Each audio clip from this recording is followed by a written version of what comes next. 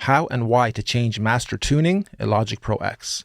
So we should do this at the beginning of a canvas, not where I'm at here, but I'll walk through this with you quickly and just comment on what's going on and why to do what I'm about to show you.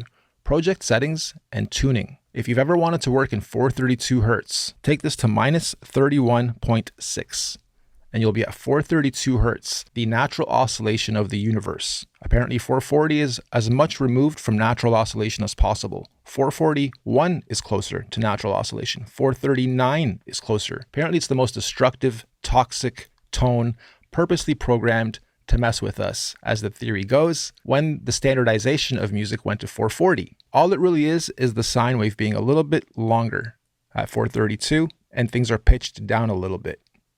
But the vibration is what matters. And the greats used to tune their pianos per octave by micro-tuning each note. So this 432 is bringing the whole range down equally, okay? Equal tempered. And what others liked to do back in the day, some still do, is tune to either be fixed and choose from a huge drop down of how the greats used to tune.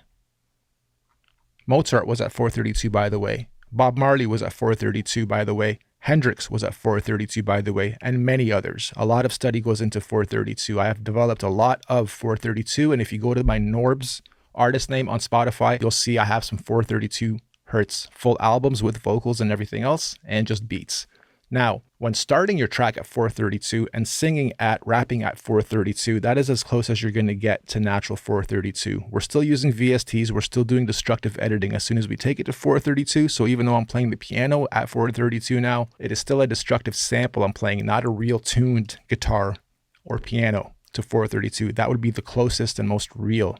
We're still digitized. We still don't have a clean sine wave. We're still step waving now that we have destroyed it and are doing destructive editing, controlled, sonically pleasing, beautiful destructive editing, mind you. However, if you want to go into the solfeggio frequencies, which are frequencies that align with all the chakras, you can do that through the changes here. If you want to go to the 432, you can do it here. If you want to go to any of the greats or the different cultures' way of tuning before it became all standardized, then this is where you would get access to it.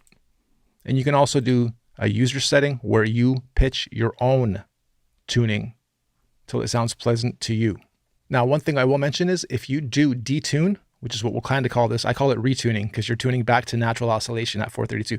But if we detune, you have to remember that now it's going to affect anything Logic built and has built into itself will be detuned to 432 as well, but external plugins will not be. So if you're using Contact, you'll have to tune that to 432 separately. And that has a different mathematic formula than this. I spent a lot of time having to do this with VSTs that are external to make sure things match up. Because if we just detune this and then we open a Contact plugin layer bass, you're going to be like, something's off.